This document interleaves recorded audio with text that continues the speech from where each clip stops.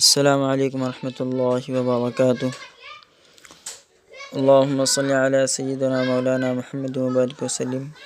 الحمدللہ رب العالمین والصلاة والسلام علی سید الانبیاء والمرسلین وعلی آلہ واصحابہ اجمعین، اما بعد۔ اللہم صلی علی سیدنا مولانا محمد وبارک وسلم۔ اللہم صلی علی سیدنا مولانا محمد وبارک وسلم۔ اللہم صلی علی سیدنا مولانا محمد وبارک وسلم۔ سورۃ الفجر چل رہی ہے۔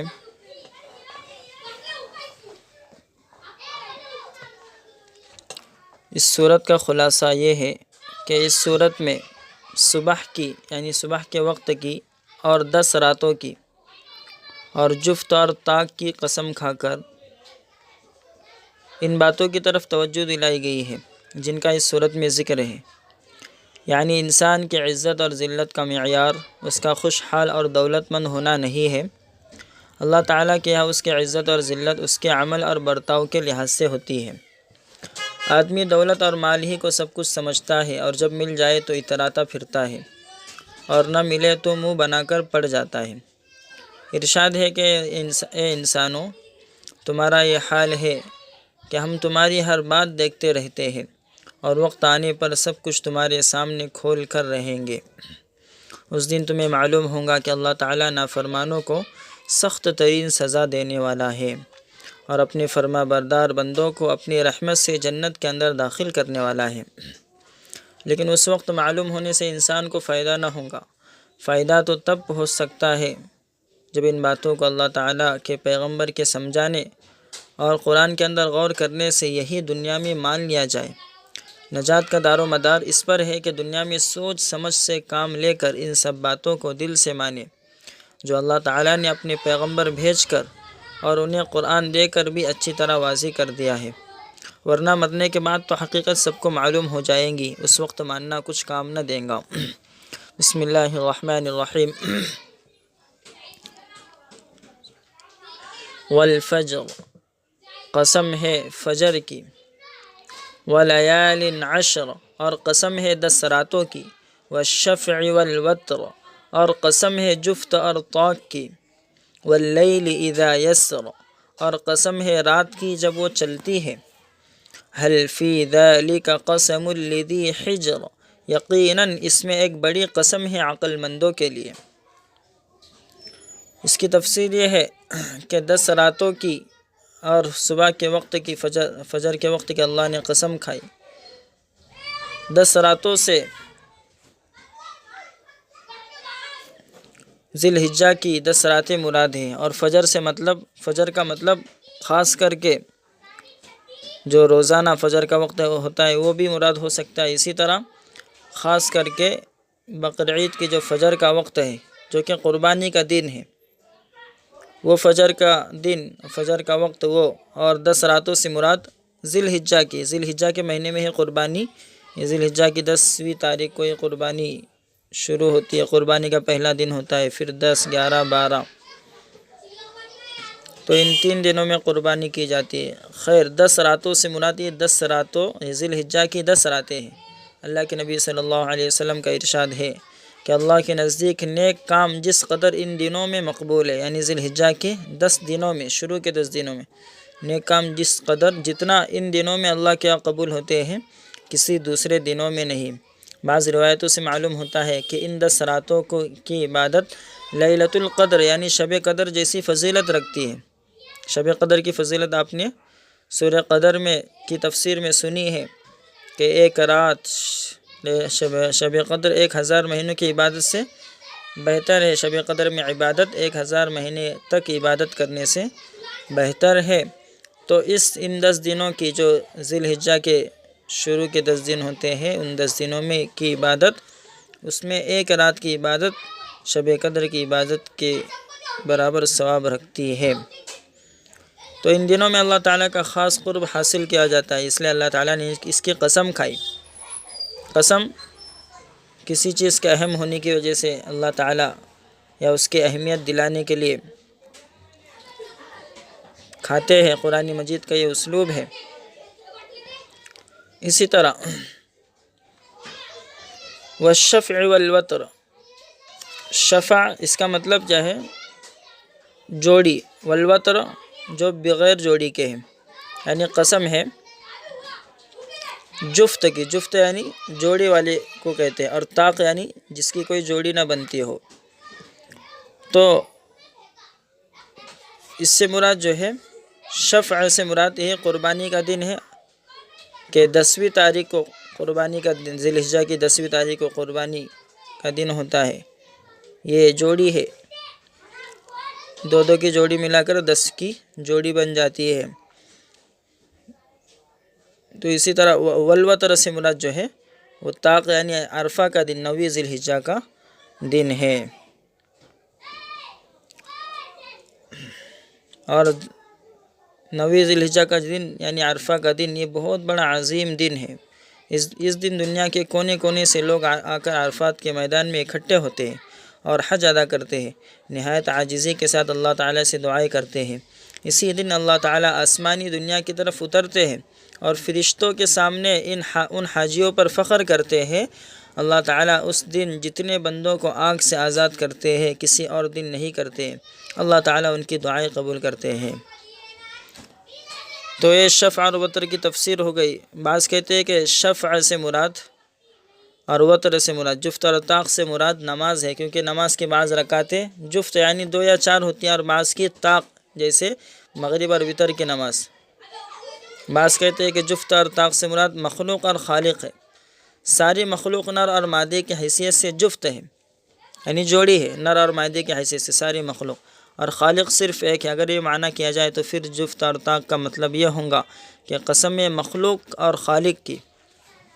پھر آگے فرمایا واللیل اذا یسر، رات کی قسم جب وہ چلے، رات سے مراد ہر رات ہے جب چلتی ہے۔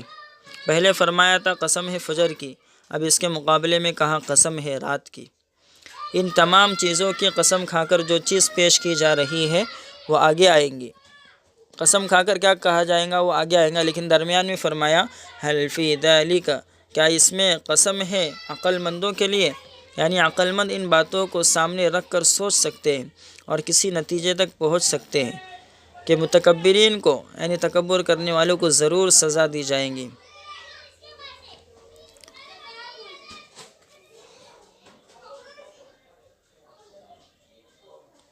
پھر حضرت ابن عباس رضی اللہ عنہما سے ایک روایت یہ منقول ہے کہ الفجر، قسم ہے فجر کی، فجر سے مراد ذی الحجہ کی 10ویں تاریخ یعنی قربانی کی پہلے دن کی صبح ہے، قربانی کا پہلا دن اس کی صبح، عید کے دن، بقرعید کا دن کی صبح ہے۔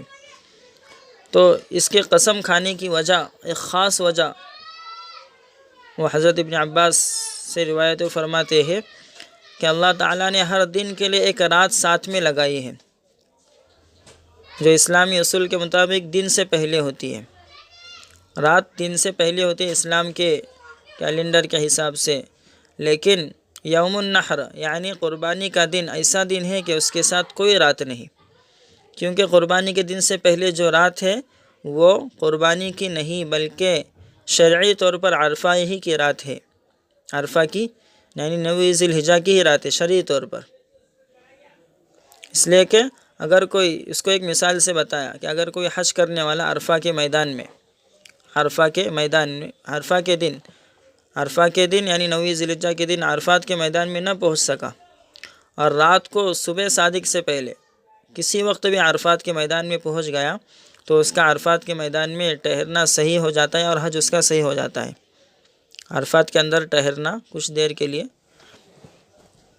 یہ اس کو وقوف عرفہ کہتے ہیں، جو کہ واجبات میں سے، حج کے واجبات میں سے ہے، اس کے بغیر حج صحیح نہیں ہوتا۔ اگر کوئی دن کے اندر نہ پہنچ سکا، 9ویں ذی الحجہ کے دن کے اندر عرفات کے میدان میں عرفہ کے دن نہ پہنچ سکا تو رات کو صبح صادق سے، اسی دن کی جو رات ہے، اس کے بعد جو رات آنے والی ہے عرفہ کے دن کے بعد کی، تو رات سے پہلے، صبح صادق سے پہلے کسی وقت بھی عرفات کے میدان میں پہنچ گیا تو اس کا وقوف یعنی عرفہ کے میدان میں ٹھہر جانا صحیح ہو جاتا ہے۔ تو اس مسئلے سے یہ بھی معلوم ہوا کہ عرفہ کے دن کی 2 راتیں ہیں، ایک اس سے پہلے اور دوسری اس کے بعد، اور قربانی کے دن کی کوئی رات نہیں۔ اس لحاظ سے قربانی کے دن کی صبح دنیا کے تمام دنوں میں ایک خاص شان رکھتی ہے، ایک خاص مقام اور مرتبہ رکھتی ہے۔ اس لیے اللہ نے والفجر سے قسم ہے فجر کی، یعنی وہی قربانی والے دن کی فجر کی قسم کھائی ہے۔ دوسری چیز جس کی قسم ہے وہ لیال عشر ہے، یعنی 10 راتیں۔ اس 10 راتوں سے مراد جیسے کہ ابھی بتایا ذی الحجہ کی ابتدائی شروع کی 10 راتیں مراد ہے، کیونکہ حدیث میں ان کی بڑی فضیلت آئی ہے۔ اللہ کے نبی نے فرمایا کہ عبادت کرنے کے لیے اللہ کے نزدیک سب دنوں میں ذی الحجہ کے پہلے 10 دن سب سے افضل ہیں۔ اس کے ہر دن کا روزہ 1 سال کے روزوں کے برابر، اور اس میں ہر رات کی عبادت شب قدر کی عبادت کے برابر ہے، جیسے کہ ابھی میں نے بتایا آپ کو۔ اللہ کے نبی کا فرمان بھی ہے کہ عبادت کرنے کے لیے اللہ کے نزدیک سب دنوں میں ذی الحجہ کے پہلے 10 دن سب سے افضل ہے۔ اس کے ہر دن کا روزہ 1 سال کے روزے کے برابر، اور یعنی ان پہلے 10 دنوں کا روزہ 1 سال کے روزے کے برابر۔ پہلے 10 دنوں میں سے ہر دن کا ایک روزہ 1 سال کے روزے کے برابر، اور اس میں ہر رات کی عبادت شب قدر یعنی لیلۃ القدر کی عبادت کے برابر۔ پھر اس کے آگے فرمایا الم تر کیف فعل ربک بعاد، کہ آپ نے نہیں دیکھا کہ آپ کے رب نے عاد کے ساتھ، عاد کے ساتھ کیا معاملہ کیا، قوم عاد کے ساتھ میں کیا معاملہ کیا۔ ارم ذات العماد، اس اونچے ستونوں والی ارم کے ساتھ، ارم کے ساتھ، التی لم یخلق مثلها فی البلاد، کہ ان جیسی عمارتیں سارے شہروں میں کہیں نہیں بنی۔ وثمود الذین جابوا الصخر بالواد، اور ثمود کے ساتھ جنہوں نے وادی میں پتھروں کو تراشا۔ وفرعون ذی الاوتاد، اور میخوں والے فرعون کے ساتھ۔ الذین طغوا فی البلاد، یہ سب وہ تھے جنہوں نے ملکوں میں سرکشی کی۔ فاکثروا فیہا الفساد، پھر ان ملکوں میں بہت سی خرابی ڈالی۔ فصب علیہم ربک سوط عذاب، پھر پھینکا آپ کے رب نے ان پر عذاب کا کوڑا۔ یہاں پر جو ارم کا لفظ آیا ہے، ارم، یہ عاد ایک شخص کا نام ہے۔ ارم عاد کے باپ داداؤں میں ایک کا نام ہے، عاد نامی شخص کے باپ داداؤں میں ایک کا نام ہے، یا اسی شہر کا نام ہے جہاں عاد رہتے تھے۔ ارم شہر کا نام ہے یا باپ داداؤں میں، عاد کے باپ داداؤں میں سے کسی کا نام ہے۔ تو اس کے اندر فرمایا کہ عاد اپنے وقت میں بڑے سخت اور طاقتور لوگ تھے۔ قوم عاد بڑی بڑی اونچی عمارتیں بناتے اور سمجھتے کہ ان کی طاقت ہمیشہ رہیں گی۔ اس طرح ان کے بعد سمود کی قوم ہوئی۔ سمود بھی ایک شخص کا نام ہے، اس کی طرف نسبت کرتے پوری قوم کو سمود کہا جاتا ہے۔ سمود کی قوم ہوئی۔ یہ لوگ پہاڑوں کو کاٹ کر گھر بناتے اور اس میں رہتے تھے کہ ہم ہمیشہ اسی میں رہیں گے۔ ایسے ہی مصر کا بادشاہ فرعون تھا، بڑے سامان اور لشکر والا تھا، وہ بھی سمجھتا تھا کہ میری طاقت ہمیشہ رہے گی۔ چنانچہ ان سب لوگوں نے اپنے اپنے وقت میں شر اور فساد پھیلایا اور کمزوروں کو دبایا۔ آخر اللہ تعالیٰ کے عذاب نے انہیں آ گھیرا، اور وہ طرح طرح کی آفتوں میں پھنس کر دنیا سے چلتے بنے اور آخرت کے عذاب میں مبتلا ہوئے۔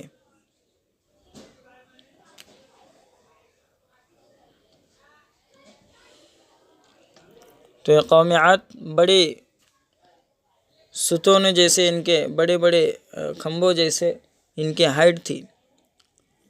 اللہ نے جہاں پر ان کی ہلاکت کا ذکر کیا کہ اللہ تعالیٰ نے ان کو ہلاک کر دیا، ہلاک ہونے کے بعد وہ زمین پر ایسے پڑے تھے کأنہم اعجاز نخل خاویہ، جیسے کھجور کے اکھاڑے ہوئے درخت ہو۔ کھجور کا درخت اتنا بڑا لمبا ہوتا ہے، اس کو اگر اکھاڑا جائے زمین سے اور زمین پہ اس کو پڑا رہنے دیا جائے تو کتنا بڑا وہ معلوم ہوتا ہے۔ تو ایسے یہ قوم عاد کے لوگ تھے کہ جب وہ ہلاک ہوئے تو زمین پر ایسے پڑے تھے جیسے کھجور کے اکھاڑے ہوئے پیڑ، اتنے بڑے قداور تھے، ہائٹ والے تھے، ان کی مثال پوری تاریخ میں نہیں ملتی۔ اور یہ قوم عاد یہ بڑی بڑی عمارتیں بناتے تھے، مینار اور گنبد بناتے تھے، اور ان پر بہت سارا مال خرچ کرتے تھے۔ اونچے اونچے مینار اس لیے بنا ڈالتے تھے کہ اوپر چڑھ کر آس پاس کے حالات کا نظارہ کر سکے، اور جب بہت زیادہ پیسوں کی ضرورت ہوتی تھی اونچی اونچی عمارتیں اور مینار بنانے کے لیے، تو پھر دوسروں کو لوٹتے تھے۔ ان کی تیار کردہ انہوں نے جو بنائی عمارتیں جو بنائی ہیں اس کے کھنڈرات آج بھی موجود ہیں۔ انہوں نے عمدان جیسی بلند عمارت بنائی، عمدان جس کا نام عمارت کا، بلڈنگ کا، جس کی 80 منزلیں تھی، 80 فلور تھے، اور ہر فلور کا درمیانی فاصلہ 40 فٹ تھا۔ ایک فلور سے دوسرے فلور کے درمیانی فاصلہ 40 فٹ، 80 منزلیں، 80 فلور تھے۔ عمدان نامی بلڈنگ جو انہوں نے بنائی۔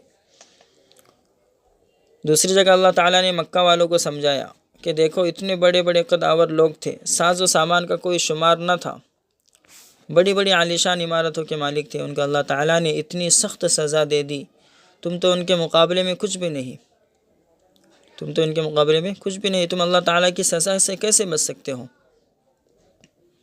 قوم عاد کا ذکر کرنے کے بعد فرمایا کیا تم نے قوم سمود کو نہیں دیکھا جنہوں نے وادی قرا میں پتھروں کو تراش تراش کر عمارتیں بنائی، قرا نامی بستی میں، ان پر عجیب نقش و نگار بنائے۔ ان عمارتوں کے نمونے تبوک اور وادی قرا میں آج بھی موجود ہے۔ یہ لوگ کمال درجے کے کاریگر تھے، بڑے بڑے انجینئر تھے، عمارتوں کے علاوہ بڑی بڑی مورتیاں بنانے میں بھی ماہر تھے۔ فرمایا کہ آپ نے میخوں والے فرعون کو نہیں دیکھا کہ اس کا کیا حشر ہوا؟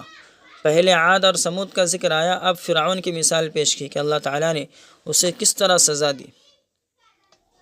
فرعون کو میخوں والا، میخ یعنی کیلا، کھلا جس کو ہم کہتے ہیں کھلا، جس سے جوڑنے کا کام کیا جاتا ہے دو چیزوں کو آپس میں، خاص کر کے لکڑی کی چیزوں کو اور اس کے علاوہ چیزوں کو، تو میخوں والا، ذی الاوتاد، میخوں والا۔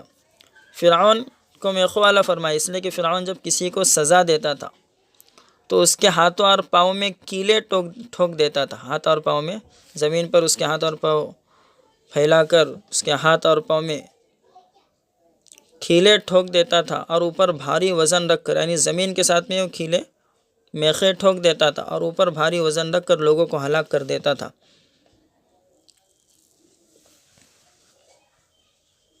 اسی طرح فرعون کے گھوڑے کے جو نعل تھے، گھوڑے کے جو ٹاپ تھے، جو پیر تھے، پیر میں جو نعل تھا اس کے وہ سونے کے تھے، اور اس کے خیمے کی، اس کے جو کمرے کی کیل بھی سونے کے بنے ہوئے تھے، اس لیے اسے ذی الاوتاد یعنی میخوں والا کہا گیا ہے۔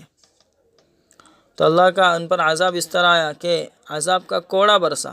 کوڑا چابک جو گھوڑوں کو بھگانے کے لیے اور مار کر ان کو دوڑانے کے لیے استعمال کیا جاتا ہے، جانوروں کو مارنے کے لیے۔ کوڑا جب وہ بیٹھتا ہے جسم پر تو الگ الگ جگہوں سے لگتا ہے، صرف ایک جگہ سے نہیں لگتا، پوری طرح سے الگ الگ جگہوں سے بدن پر پڑتا ہے۔ تو جس طرح کوڑا جو ہے پڑتا ہے تو الگ الگ طرح سے تکلیف ہوتی ہے بدن کو، اسی طرح اللہ تعالیٰ نے ان پر عذاب کا کوڑا برسایا کہ عذاب بھی الگ الگ طرح سے اللہ تعالیٰ نے ان پر نازل کیا۔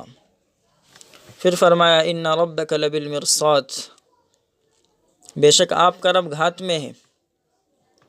فاما الانسان اذا ما ابتلاه ربه فاکرمه ونعمه فیقول ربی اکرمن، سو یہ جو انسان ہے جب اس کو اس کا رب آزماتا ہے پھر اس کو عزت دے اور نعمت دے تو کہے کہ میرے رب نے مجھے عزت دی۔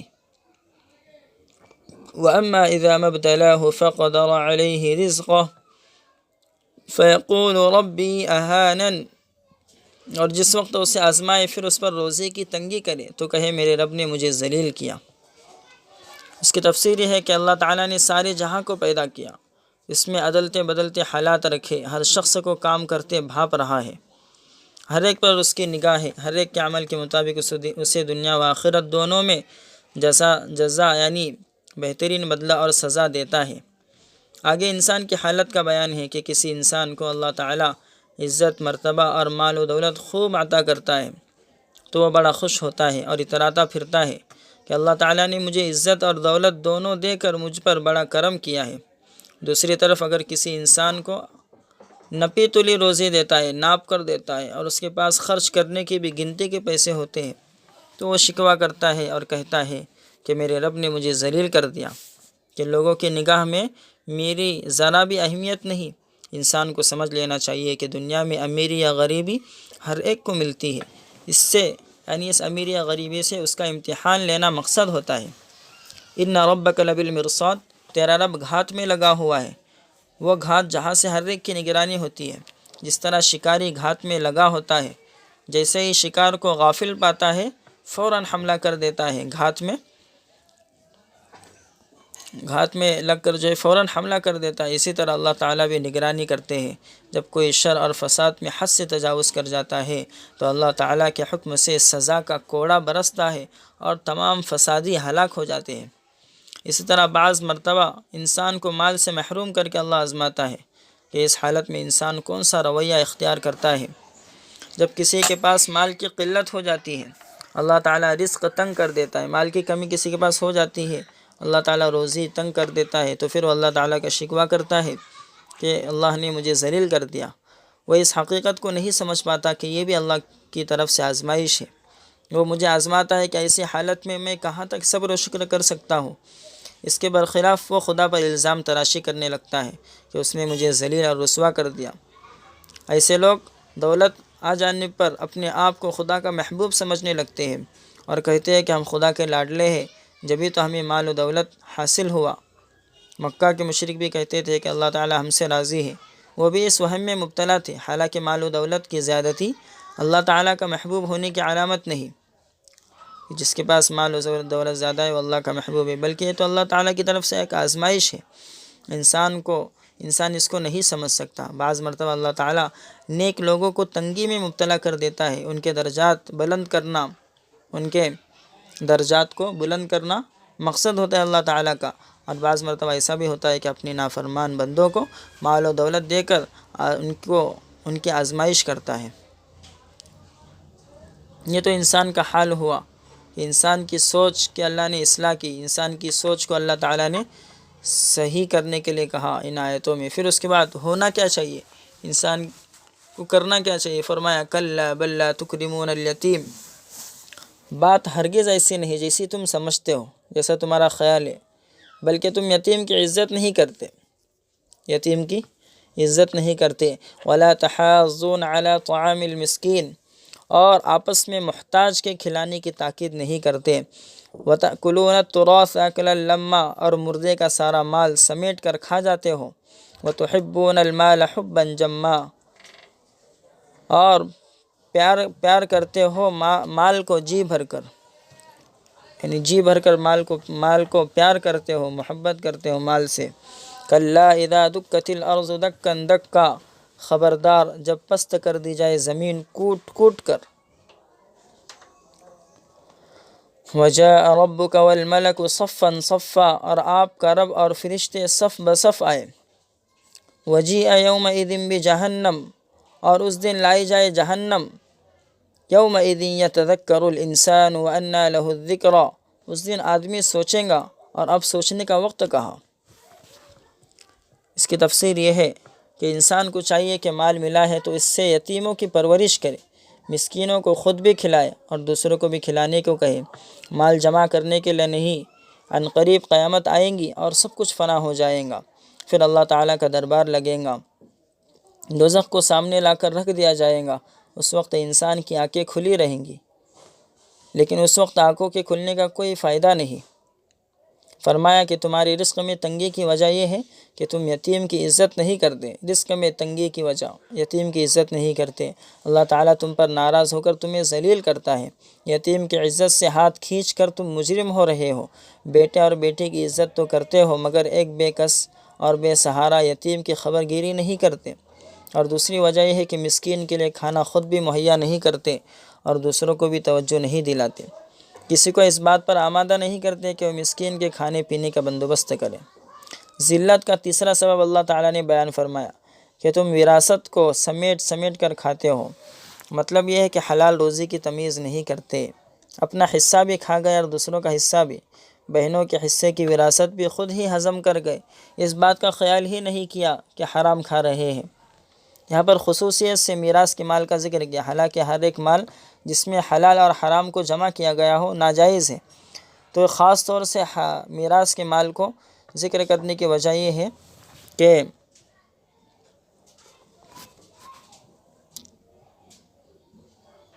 میراث کے مال کو ذکر کرنے کی وجہ کہ میراث کے وراثت کے مال پر زیادہ نظر رکھنا اور اس کے انتظار میں ہونا بڑی کم ہمتی اور کم حوصلہ ہونے کی دلیل ہے کہ مردار خور جانوروں کی طرح تکتے رہے۔ جو جانور مردار کو کھاتے ہیں، مردے جانوروں کو کھاتے ہیں، تو ان کی طرح جو ہے انتظار کرنے لگے کہ کب مال والا آدمی مرے اور کب ہمیں یہ مال حاصل کرنے کا موقع ہاتھ آئے۔ باہمت لوگ، تو یہ کم ہمت ہونے کی دلیل ہے، لیکن باہمت لوگ اپنی کمائی پر خوش ہوتے ہیں، مردوں کے مال پر ایسی حریصانہ یعنی ایسی لالچ کی نظر نہیں ڈالتے۔ چوتھی بری عادت بتلائی کہ تم مال سے بہت محبت کرتے ہو۔ تو بہت کا لفظ استعمال کیا اللہ تعالیٰ نے، جمع کا مطلب بہت۔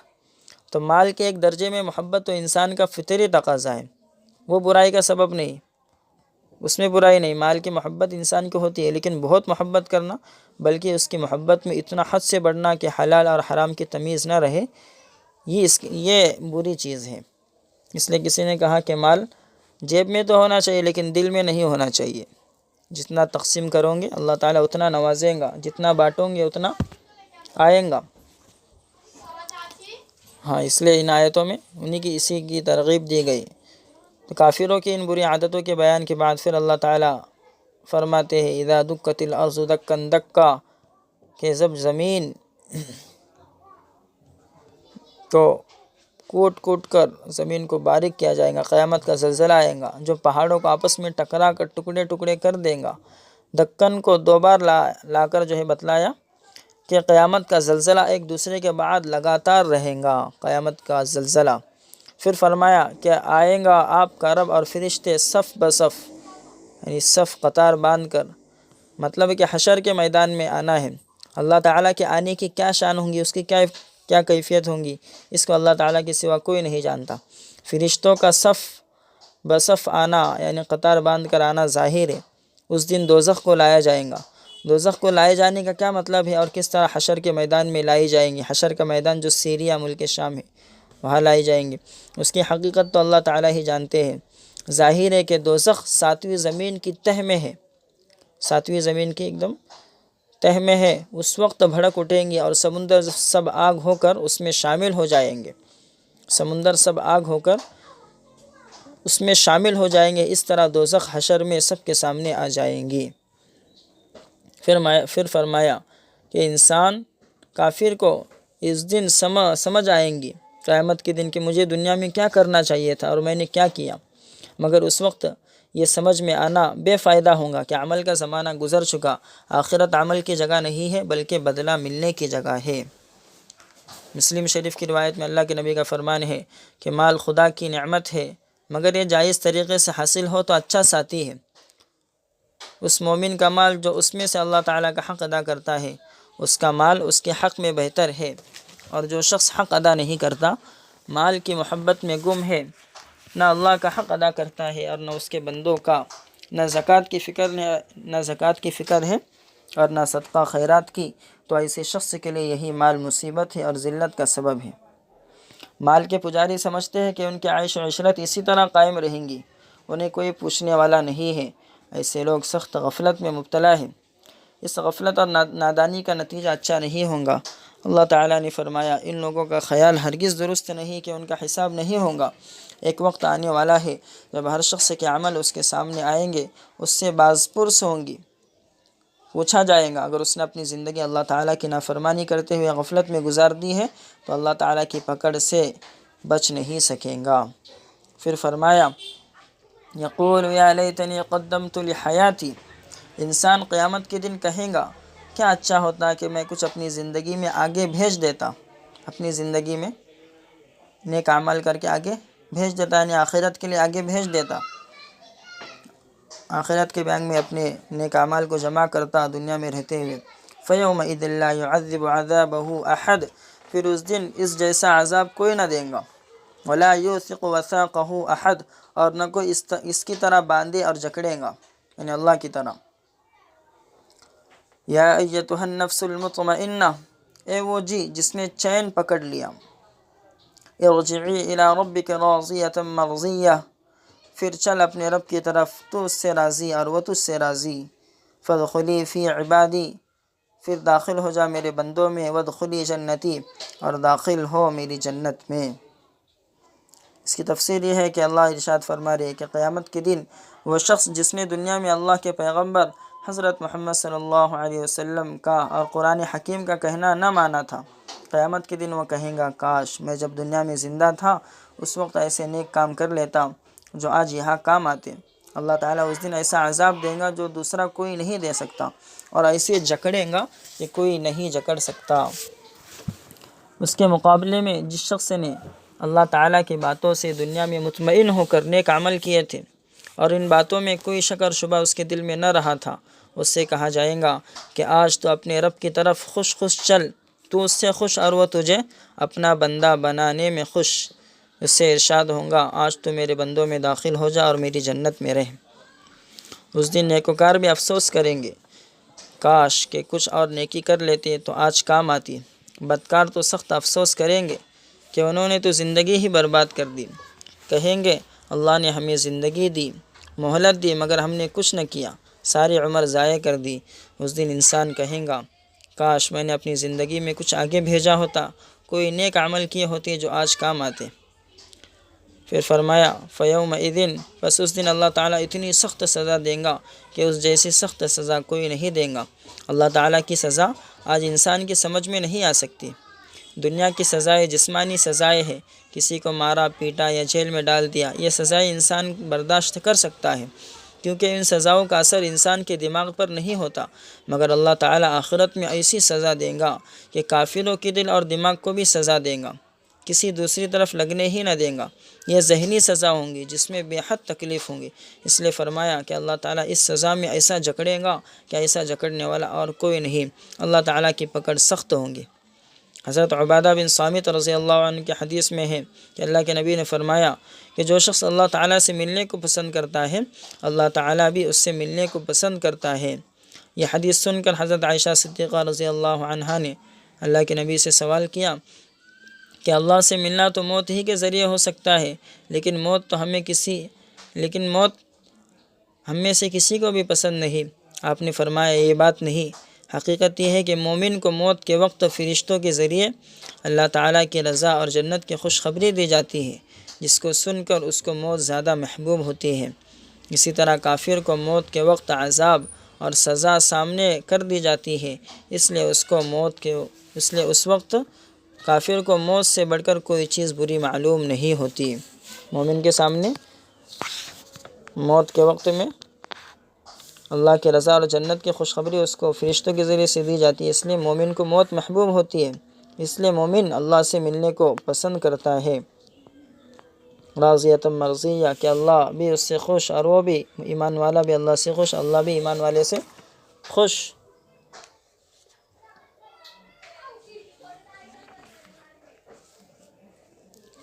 اسی طرح ایک دوسرے حدیث میں اللہ کے نبی نے فرمایا کہ جو شخص اللہ تعالیٰ سے ملنے کو پسند کرتا ہے اللہ تعالیٰ بھی اس سے ملنے کو پسند کرتا ہے، اور جو اللہ تعالیٰ کی ملاقات کو ناپسند کرتا ہے اللہ بھی اس سے ملنے کو ناپسند کرتا ہے۔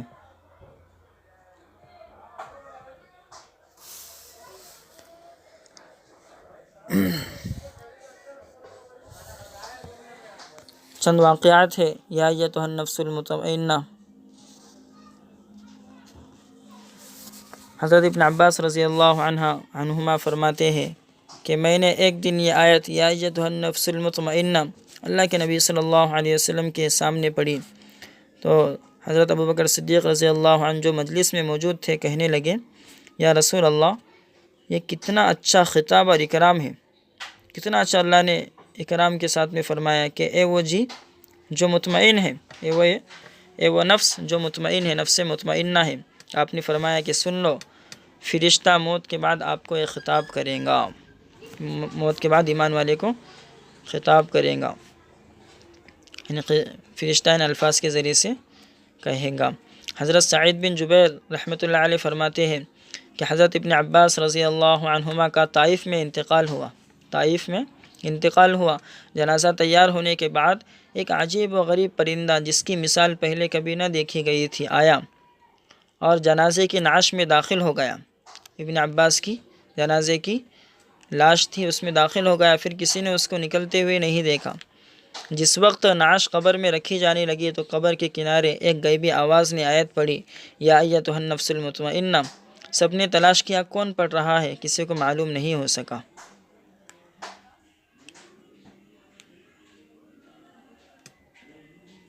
اسی طرح ایک واقعہ اور ایک نقل کیا گیا ہے کہ حافظ طبرانی نے کتاب العجائب میں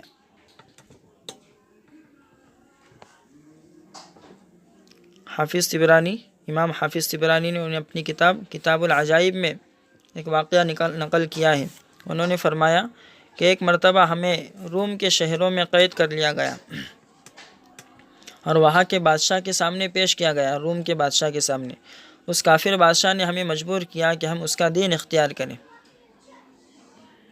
اور جو اس سے انکار کرے گا اس کی گردن مار دی جائیں گی۔ ہم چند آدمی تھے، ان میں سے 3 آدمی جان کے خوف سے مرتد ہو گئے، بادشاہ کا دین اختیار کر لیا۔ چوتھا آدمی پیش ہوا، اس نے کفر کرنے اور اس کے دین کو اختیار کرنے سے انکار کیا۔ اس کی گردن کاٹ کر سر کو ایک قریبی نہر میں ڈال دیا گیا۔ گردن کاٹ کر جو اس کا سر ہے، سر کو ایک نزدیکی والی جو نہر تھی اس میں ڈال دیا گیا۔ اس وقت تو وہ سر پانی کے اندر چلا گیا، پانی کی نہر میں جو سر کاٹ کر ڈالا گیا تھا وہ چلا گیا۔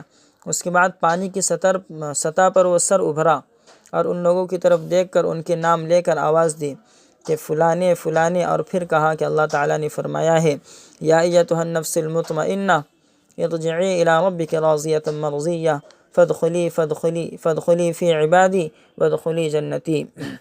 اس کے بعد پھر پانی میں غوطہ لگا دیا، یعنی سر جو پانی کے اندر چلا گیا تھا، کٹا ہوا سر، وہ واپس تھوڑی دیر کے بعد پانی کے اوپر آ رہا ہے اور کہہ رہا ہے، یہ آیت پڑھ رہا ہے، یا ایتھا النفس المطمئنہ۔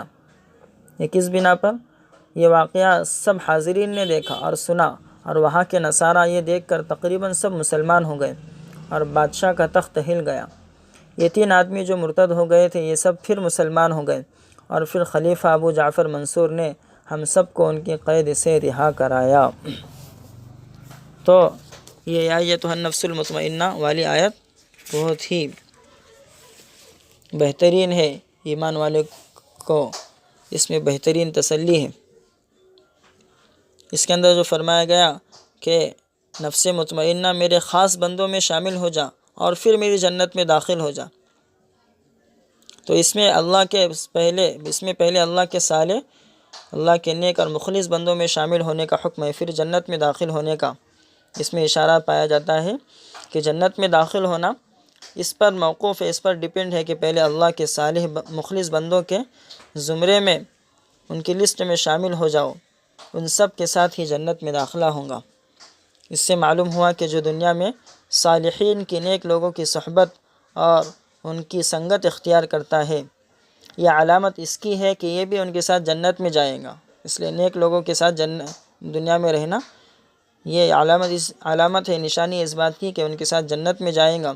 اس لیے حضرت سلیمان علیہ السلام نے اپنی دعا میں فرمایا، وَأَدْخِلْنِي بِرَحْمَتِكَ فِي عِبَادِكَ الصَّالِحِينَ، کہ میرے رب مجھے اپنی رحمت سے تیرے نیک بندوں میں داخل کر دے، تیرے نیک بندوں میں میرا بھی شمار کر دے۔ حضرت یوسف علیہ السلام نے بھی دعا میں فرمایا، وَأَلْحِقْنِي بِالصَّالِحِينَ، اللہ میرا صالحین کے ساتھ، نیک لوگوں کے ساتھ مجھے ملا دے۔ تو اس سے معلوم ہوا کہ صالحین کی صحبت صالح، نیک لوگوں کی صحبت ایک بڑی نعمت ہے کہ انبیاء علیہ السلام بھی اس دعا کو کیا کرتے تھے۔ سلیمان علیہ السلام، یوسف علیہ السلام جیسے بڑے بڑے انبیاء نیک لوگوں میں رہنے کی دعا کرتے تھے۔ اس لیے ہمیں بھی چاہیے کہ